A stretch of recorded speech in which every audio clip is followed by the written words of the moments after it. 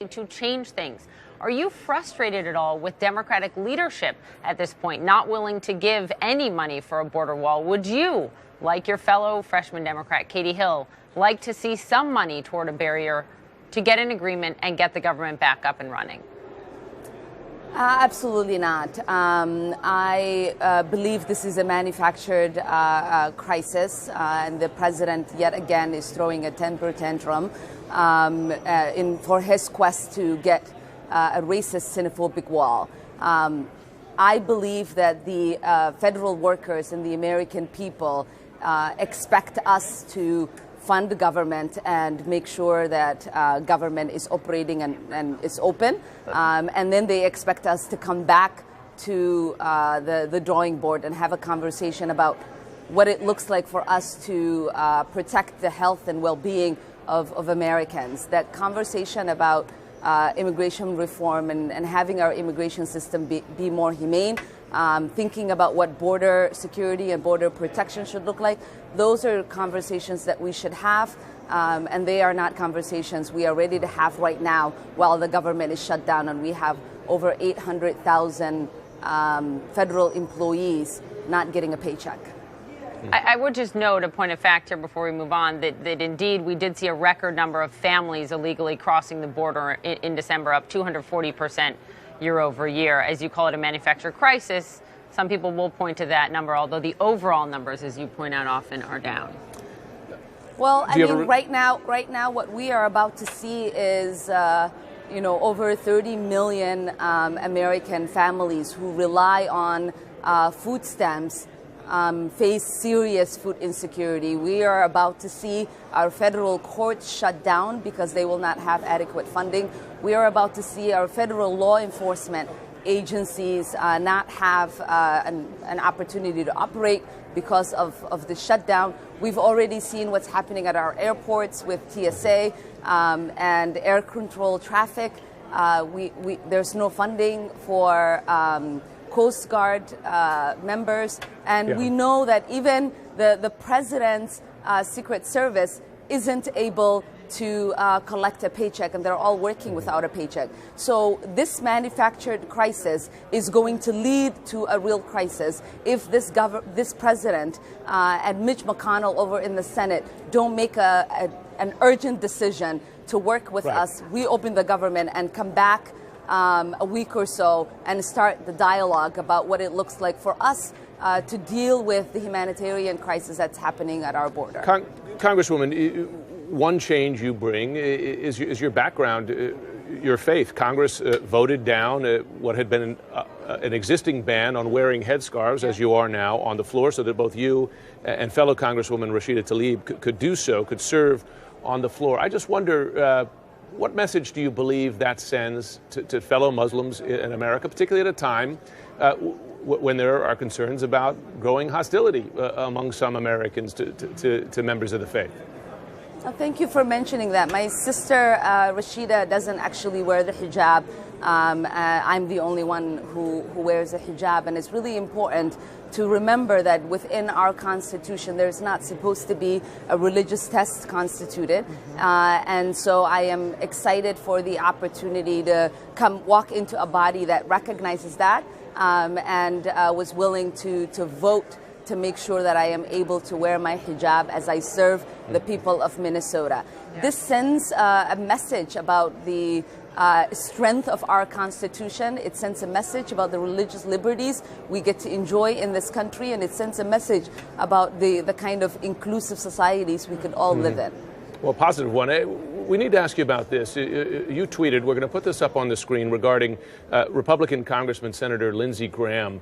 I believe we have this tweet saying they got him, he is compromised. And there it is. I wonder if you'd explain what you were talking about there. This has sparked a fair amount of criticism, not just from Republicans. Can you explain that comment? So over the last 3 years, we have seen many times where Senator Lindsey Graham has told us how dangerous this president could be if he was given the opportunity to be in the White House. And all of a sudden, he's made not only a 180 turnaround, but a 360 turnaround. And so I am pretty sure that there is something happening with him, whether it is something that has to do with his funding when it comes to running for office, whether it has something to do with the polling that they might have in his district, or whether it has to do with some sort of leadership within the Senate. He is somehow compromised to no longer stand up for the truth and to make sure that he is fighting to protect the oath that he took in serving the American people. But that's quite a charge to make. You say you're pretty sure. Based on what evidence? What facts? That's a remarkable comment to make about a sitting U.S. senator. The evidence really is present to us. It's being presented to us in the way that he's behaving. But that's not evidence. That's your opinion. But now, as a sitting member of Congress, you would have tweeted, "They got him on this." Again, just based on what evidence, Congresswoman? My tweet was just an opinion based on what I believe to be visible to me, and I'm pretty sure there are lots of Americans who agree on this. I do want to ask you also about your comments on Israel, to remind people what you tweeted about Israel in 2012 during the offensive in Gaza. You wrote, "Israel has hypnotized the world. May Allah awaken the people and help them see the evil doings of Israel." You've commented a lot since then, trying to explain what you meant by that. And I wonder just what your message is this morning as the first on our Game Changers series to Jewish Americans who find that deeply offensive.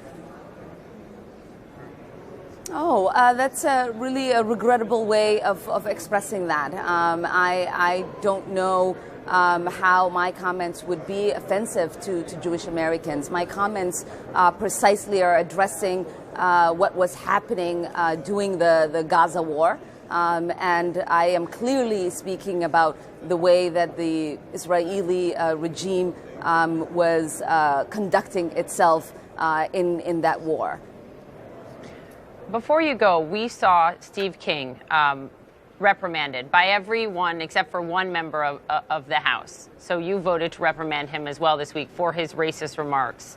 And you called it an overwhelmingly and bold message. There was one member of Congress, your fellow Democrat, Representative Bobby Rush, who voted against that because he said, look, this doesn't go far enough. This is not a censure. We need to say more on these racist remarks. He said it was not worth the paper it was written on. I wonder, Congresswoman, what do you think? Do you think that Representative Steve King should be censured?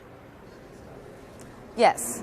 I think it's really important in a moment, in a time in our nation's history where racism and bigotry is rampant, that we take a bold stance. I am one that is for restoration and one that believes in restorative measures. And I hope now that that wasn't followed through with, that this serves as an opportunity for the congressman to make amends and move away from the hateful speech that he has partaken in. Congressman Ilhan Omar, thanks very much and congratulations on your election to Congress. Thank you. Thank you for having me. Well, turning now to a controversy brewing in Minnesota over a candidate, her marriage status, and allegations of immigration fraud.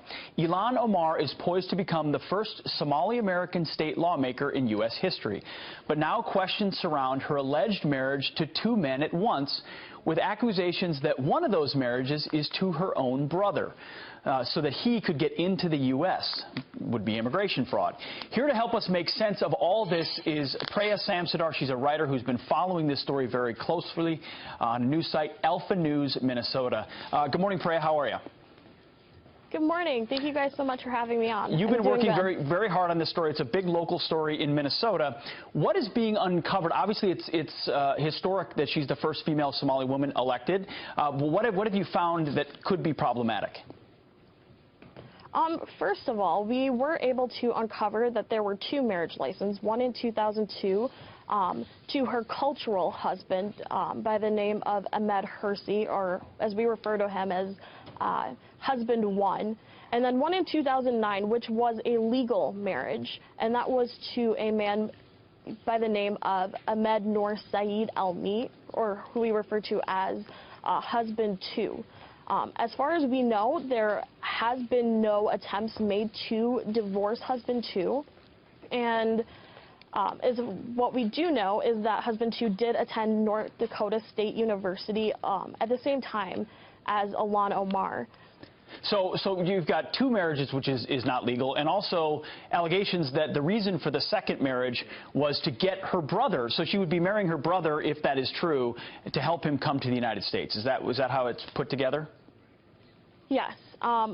We originally found a post by Scott Johnson of Powerline blog where these allegations were brought up on a Somali Spot forum by a member of the Somali community, where he alleged that Ms. Omar did in fact marry her brother in order to bring him into the United States. So I want to get to this. Ilhan, of course, denies this in a statement, saying a number of baseless, absurd rumors that don't bear repeating have been made recently about my personal life and family. Let me be clear, they are categorically false. I know deeply that the people of District 60B oppose Trump-style misogyny, racism, anti-immigration rhetoric, and Islamophobic division. So is this racism and Islamophobia, or is she, and why is this not being, mainstream media in Minnesota isn't really covering this? Why not?